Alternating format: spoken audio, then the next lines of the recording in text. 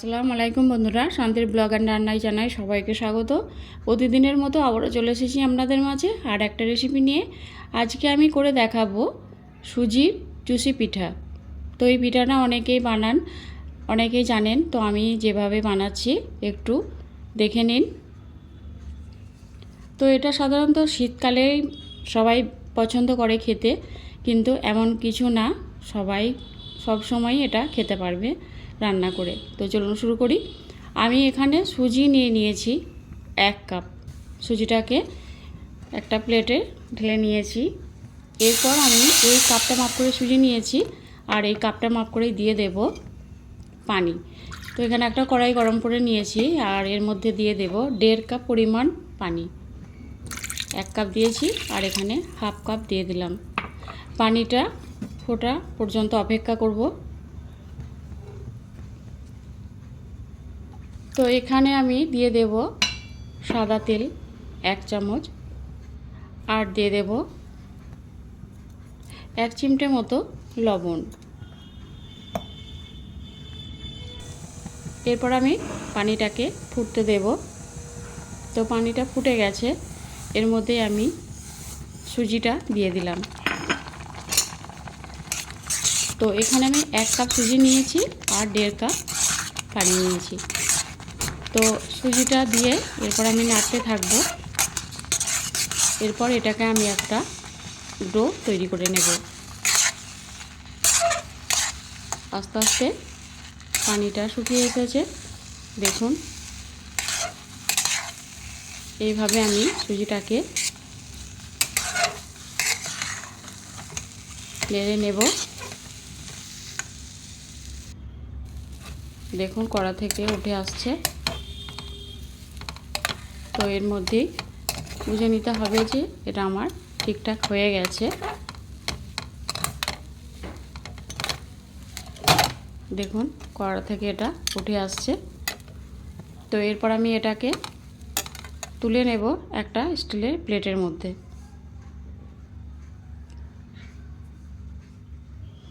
এটা আমি স্টিলের প্লেটের মধ্যে উঠিয়ে নিয়েছি আর এটাকে আমি ঠান্ডা করতে দেব, কারণ বেশ এখনও গরম আছে। তো দেখুন এটা ঠান্ডা হয়ে গেছে আর এটাকে আমি হাত দিয়ে খুব ভালোভাবে আবারও মেখে নিচ্ছি।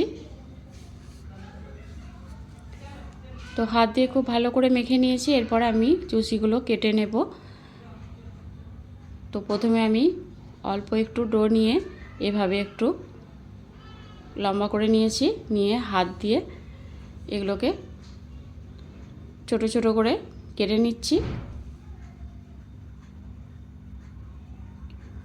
এরপর আমি এখানে ছিটিয়ে দিলাম আটা। এখানে আমি শুকনো চালের আটা নিয়েছি। এরপর এইভাবে হাত দিয়ে দেখুন চুষিগুলো আমি তৈরি করে নিচ্ছি। অনেকে চুষিগুলো অনেক রকমভাবেই তৈরি করে থাকেন, তো আমি এগুলোকে হাত দিয়ে এভাবে করে তৈরি করে নিচ্ছি।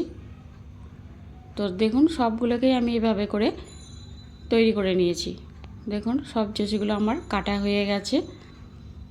দেখুন কত সুন্দর লাগছে দেখতে।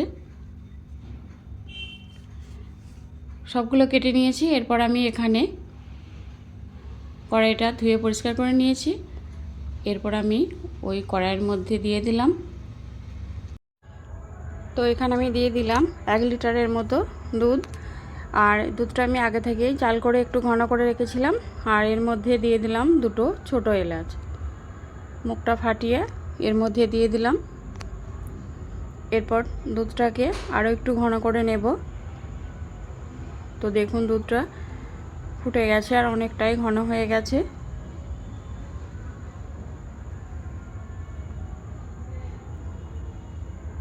এখানে আমি দিয়ে দেব 1 কাপ চিনি। মিষ্টিটা আপনার আপনাদের পছন্দ অনুযায়ী দেবেন। চিনিটা দিয়ে একটু নেড়ে চেড়ে মিশিয়ে নিলাম আর চিনিটা দিয়ে একটু আরও ফুটিয়ে নেব, তাহলে একটু আরও দুধটা ঘন হয়ে যাবে। আর এটা দুধটা যত বেশি ঘন হবে, একটু মোটা হবে, তত বেশি খেতে ভালো লাগবে। তো দুধটা ভালোভাবে ফুটে গেছে।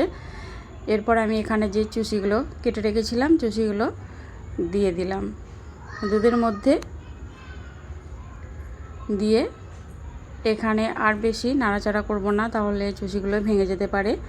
এরপর এটাকে আমি ফুটতে দেব, আর এটাকে খুব সাবধানে নাড়াচাড়া করতে হবে। তো এরপর আমি এখানে যে এলাচ দুটো দিয়েছিলাম এ দুটো তুলে নিলাম, কারণ এগুলো মুখে পড়লে খেতে খারাপ লাগে।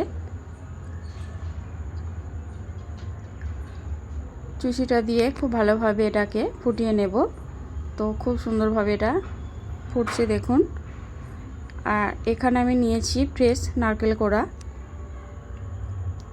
এরপর আমি এখানে দিয়ে দিলাম 1 চামচ ঘি।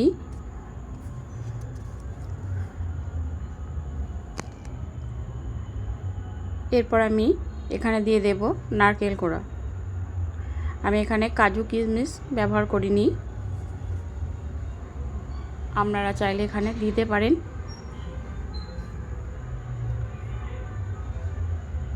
তো দিয়ে দিলাম নারকেল কোড়া।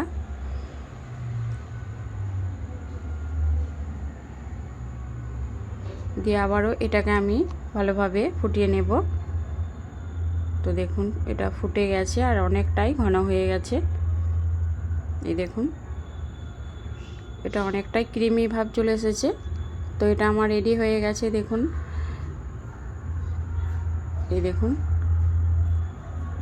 খেতে দারুণ লাগে বন্ধুরা, একবার হলেও আপনারা বাড়িতে এভাবে করে বানাবেন সুজির চুষি পিঠা।